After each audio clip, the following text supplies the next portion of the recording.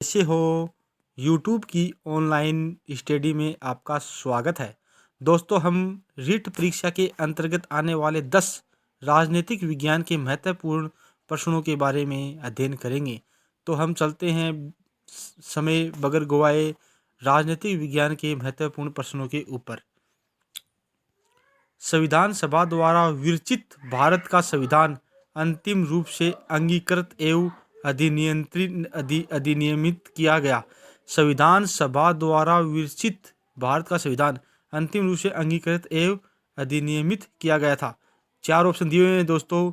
15 अगस्त 1947 को, 30 जनवरी 1948 को, 26 जनवरी 1950 को, या 26 नवंबर 1949 को। तो जो इसमें सी आंसर है, यानी कि 26 जनवरी 1950 को राइट आंसर है। चलते हैं अगले क्वेश्चन के ऊपर। निम्नलिखित में से असत्य कथन चुनिए। भारत के मूल संविधान में एक प्रस्तावनादेशी उद्देशिका भी कहते हैं। 8 अनुसूचियां, 12 अनुसूचियां, 22 भाग 395 अनुच्छेद थे।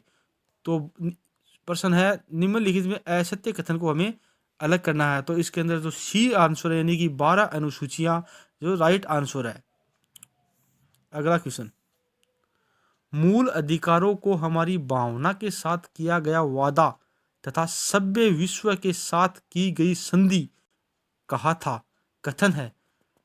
4 ऑप्शन दिए हैं। Doctor S Radhakrishnan, B N Rao, K M Munshi, doctor B R Ambedkar. तो दोस्तों ए नंबर आंसर है, राइट आंसर है, यानी कि डॉक्टर एस राधाकृष्णन। अगला क्वेश्चन। राज्य के नीति निर्देशक तत्वों का सीधा संबंध है। राज्य के नीति निर्देशक तत्वों का सीधा संबंध है। केवल सामाजिक न्याय, केवल आर्थिक न्याय, केवल राजनीतिक न्याय, या उपयुक्त सभी। तो दोस्तों इसमें जो तीनों ही ऑप्शन है उनका सीधा संबंध है। तो 4 नंबर डी आंसर है और राइट आंसर है। चलते हैं अगले क्वेश्चन की ओर। अगला क्वेश्चन। निम्नलिखित में से कौन सा मौलिक कर्तव्य नहीं है? 4 ऑप्शन दिए हुए हैं। इनमें से कौन सा है जो हमारे मौलिक कर्तव्य के अंतर्गत नहीं आता? संप्रभुता की रक्षा करना, देश की रक्षा करना, राष्ट्र ज्ञान का आदर करना, भारतीय संस्कृति का संवर्धन करना। तो दोस्तों ये तीनों ही मौलिक कर्तव्य के अंतर्गत आते हैं। जो 4 नंबर ऑप्शन यानी कि डी नंबर ऑप्शन है वो राइट आंसर है, जो मौलिक कर्तव्य के अंतर्गत नहीं आता। अगला क्वेश्चन। संविधान के किस अनुच्छेद में राष्ट्रपति की पुनर्निर्वाचन के लिए पात्रता दी हुई है? संविधान में कौन से अनुच्छेद है जिसमें राष्ट्रपति के पुनर्निर्वाचन के लिए पात्रता दी हुई है? अनुच्छेद 57, अनुच्छेद 58, अनुच्छेद 59, या अनुच्छेद 60। तो दोस्तों इसमें ए नंबर आंसर राइट आंसर है, यानी कि अनुच्छेद 57। चलते हैं अगले क्वेश्चन की ओर। राज्यपाल के बारे में निम्न में से कौन सा कथन गलत है? राज्यपाल के बारे में निम्न में से कौन सा कथन गलत है? वह उच्च न्यायालय के अधीनस्थ न्यायालयों में न्यायाधीशों की नियुक्ति करता है। सही आंसर है। राज्यपाल सदैव मंत्रिपरिषद की सलाह पर कार्य करने को बाध्य है।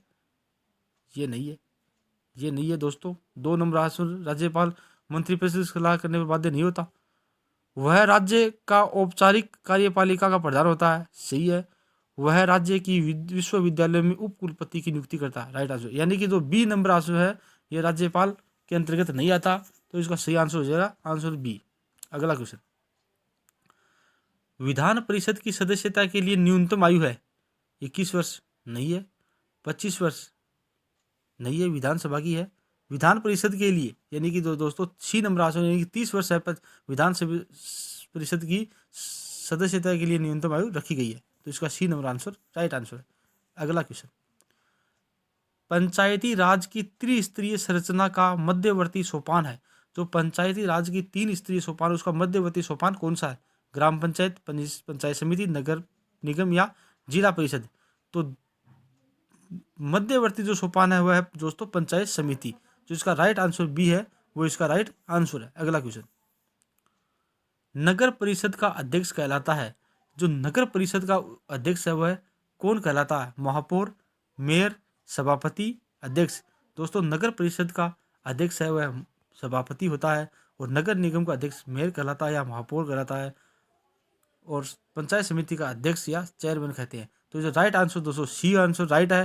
दोस्तों एक बार आपको फिर से मैं कहना चाहता हूँ, आप मेरे चैनल को ज़्यादा से ज़्यादा दोस्तों लाइक करें, ज़्यादा से ज़्यादा शेयर करें, दोस्तों को सब्सक्राइब करना न भूलें। गलती हो तो आप कमेंट में ज़रूर लिखें। थैंक यू दोस्तों, धन्यवाद।